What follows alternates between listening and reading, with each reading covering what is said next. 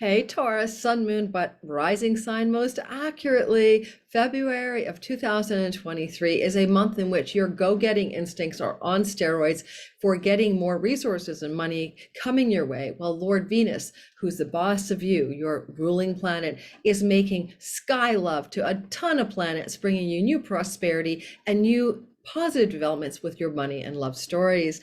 You want to know more? Let's get going. We're going to start talking the details. But before we do, if you are new to my channel and you're here for the first time, welcome. My name is Lori Lothian. I am a Western tropical zodiac astrologer, not sidereal. I'm using whole sign houses, and I use Time Lords as well as I love asteroids. We'll be talking about the asteroid Arachne and Hygeia, the goddess of healing, for you in the month ahead. Also, if you want to check my description box below my video, that's where you can see the classes I'm teaching, get on the wait list. How about Sky Reader, Be Your Own Astrologer, Time Your Best Life? These are live classes. I limit the size of the class. If you always want to learn astrology, come on board. I'm not teaching how to be a professional. I'm teaching you how to read your own sky. And also, if you're at all interested in joining my Cosmic Moonshine newsletter, you're going to love it. It's weekly forecast material that goes nowhere else, and you get it, and you get a discount code for a reading with me. So it's such like a love up for you to join my newsletter, and nobody else gets that code. It's only for my subscribers at Cosmic Moonshine. And lastly, I have a Patreon community, so I'm recording this on January 21st, but you won't get this on YouTube land until maybe just 24th or 25th of January, and it'll be dotted with ads. Ad-free early access content for $5 a month on my Patreon community. Come jump aboard, plus 2 Zoom meetings with me a month just for $5. I think it might be worth your while. Thanks for listening to my pitch, and let's get rolling. So I bought this new mug. I'm only going to tell Tauruses, Earthy Venus ruled Taurus, about this mug that is at a pottery lady in Vancouver pottery area studio, Granville Island, and I love it. It's got these little dimples for your tea, and you can hold it and your finger sinks into the cup. It's so cool. So let me take a sip of my ginger tea. Let's go. Let's talk about, oh, I forgot to change your sign on the background. I'm sorry. I am not going to start recording this video all over again. Let's just change the backdrop to say Taurus. Sorry, Taurus. My mistake. Yes, I am not always, yes, focused. I know someone told me I'm scattered recently. Fuck off. Excuse me, language. I am just me. I have 4 planets in Aries. Okay, here we go, Taurus. It's still you, even if the backdrop didn't say it was. Okay. So for the most part, all right, when Venus is doing good things in the sky, because she's the ruling planet for the Taurus and Libra people, you are going to feel good. It's just as simple as that. She's doing really good stuff in the sky. So we're going to talk about her first. We're going to go into the most potent energies, because as a general principle, the gift of February is all planets that were retrograde. Mercury and Mars, for instance, and Uranus, we're all retrograding. They start to move forward in the month of January, making this kind of a forward motion. Everything's going ahead, all systems go month. So there's a quality of the month in which you start to feel incredibly good about the things that are starting to get done in your world and the things that are moving in a faster pace forward.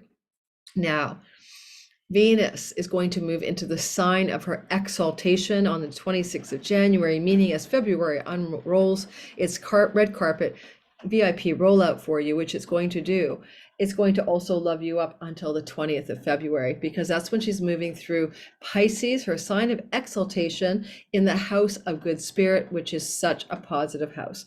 This can be about allies and women, particularly in power, who wish to give you favors, or women or people in power that benefit you, act like a benefactor. This can help you enhance your financial gain from your chosen career or work path in life.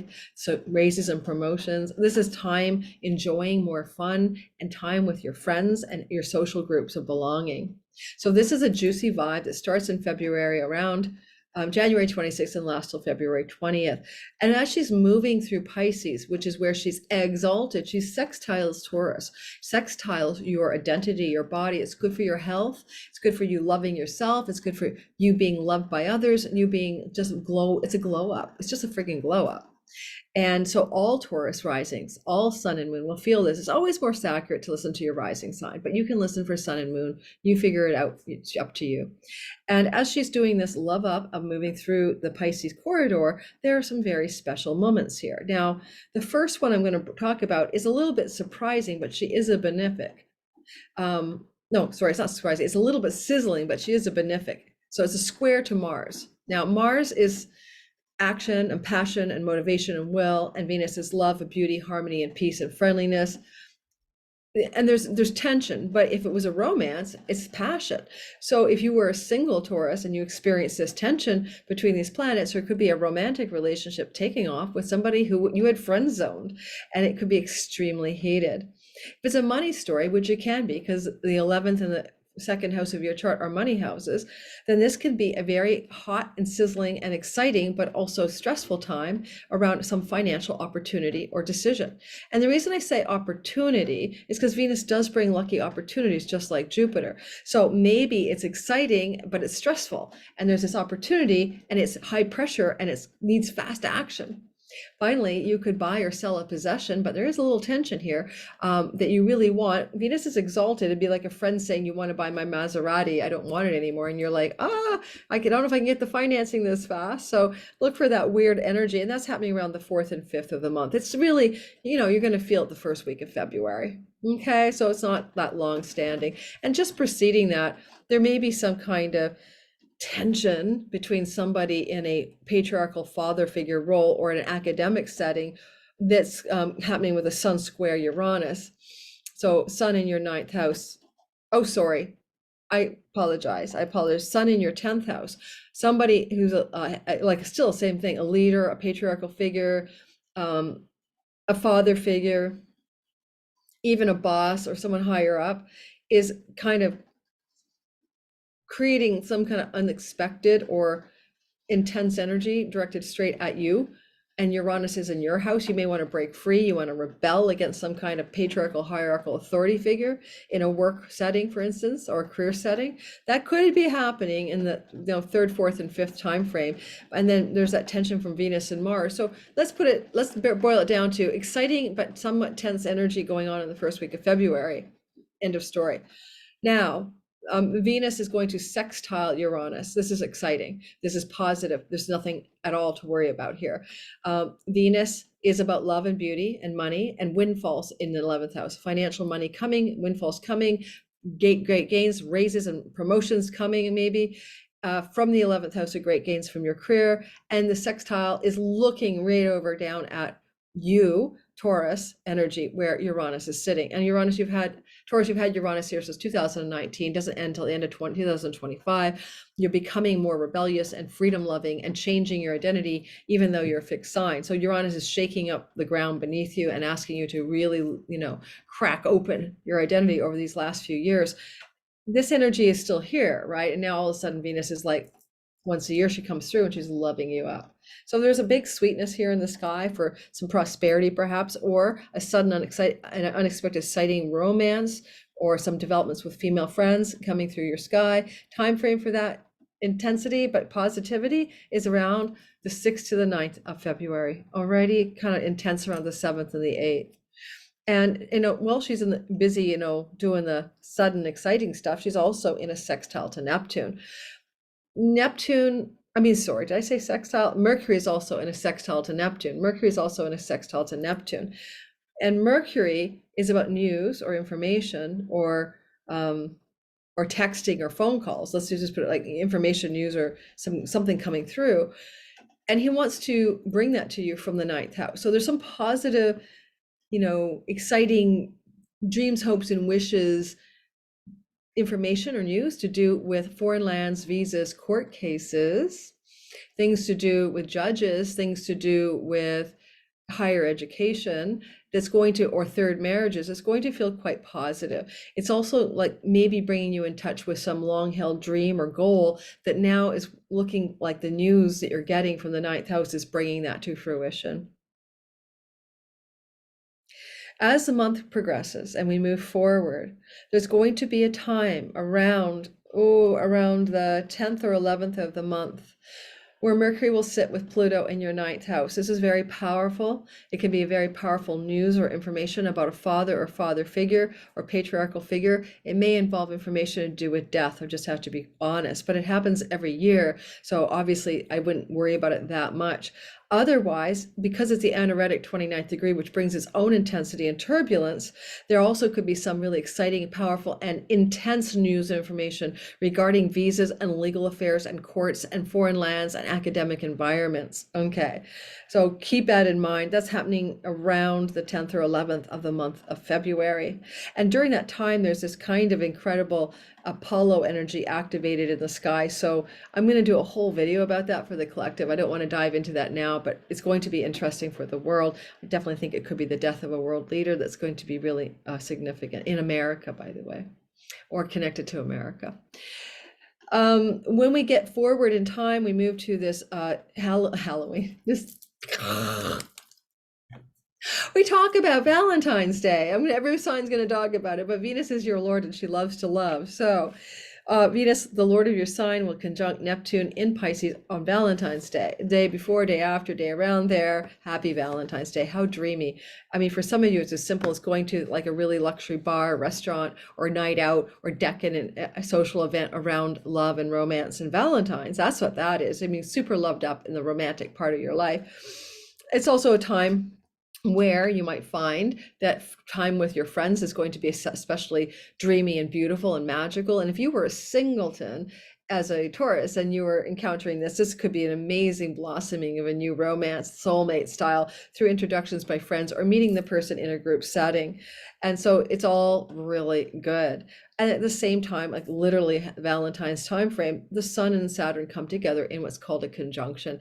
And that can be a time in which something is solidifying in a lasting and practical way regarding your goals, dreams, and ambitions in your career part of your sky. Now, the career part of your sky, if you don't have a career, if you're a student, it's your reputation as a student and your visible actions to study and succeed. If you're a stay-at-home mom or dad, the same story. It's what people see you doing in the world. The Sun is about leading and being a powerful authority, and Saturn is about being realistic and going the distance. These two are not necessarily incompatible. And so Saturn is just going to solidify some kind of power of leadership. Now, it can even mean somebody in leadership power in your place of work or career will look favorably upon you. And normally you could say that it could be a problem, like, oh no, maybe they won't. But because Jupiter is moving through your 12th house in a sextile to this energy of your 10th, Jupiter makes sure that it works out. It almost looks like backroom deals and negotiations that Jupiter's engineering for some kind of up-leveling of power or authority in your career and reputation space. Now, a little bit later on, Venus will sextile Pluto, and that's going to be Venus exalted in 29th degree, anaretic degree of your 11th house, sextiling Pluto at 29 degrees of your 9th house. This is sheer power around the themes of love and money, or success in academia, trips to foreign lands, visas and court situations. And there's a kind of grace of goodness, like fairy godfather mother in the 11th house. It's your karmic rewards. If you had any legal battles to do with money, etc., this could be the coup de grace, the end of the story, the opening of a resolution that works for you. And that's going to be such a powerful time. When is it? It's around the 18th, 19th, 20th of the month of February. Okay, just as we round into that third week. And you know, Venus is getting ready on the 20th to stop exalting herself in your 11th house. So all good things financially will likely occur before the 20th of February anyway. And then she will move on the 20th into your 12th house, where now she's trying to up-level you in backroom deals and negotiations around money, mortgages, and loans. She's supporting things to do with real estate, loans, mortgages, and money, inheritance. She's loving you up around learning, distance learning, skills-based learning a little bit. She's helping you with your addictions and self-defeating habits, patterns, and she's going to help change that, especially as we move into March and she joins up with Jupiter. You could possibly have some news or information that's very exciting and positive and lucky coming through from the 16th to the 19th of the month of February. That's good old messenger Mercury talking to Jupiter.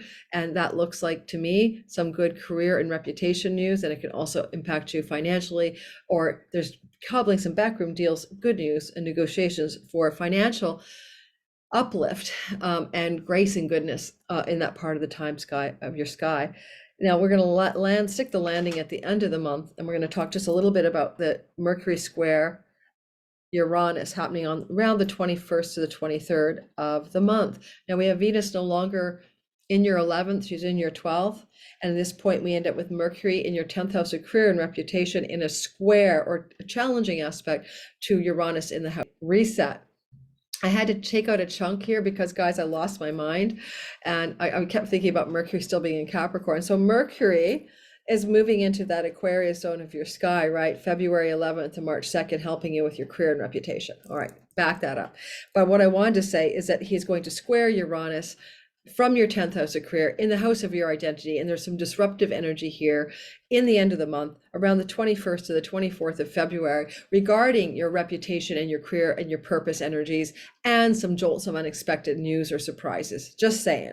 But at the same time, Mercury is also loving up and trining Mars in your money and possessions house, which can activate things to do with bank loans and mortgages, money and possessions, selling and buying, working in your favor. But yet at the same time, let's go from the 19th to the 24th of February, things feel either exhilarating or jolting.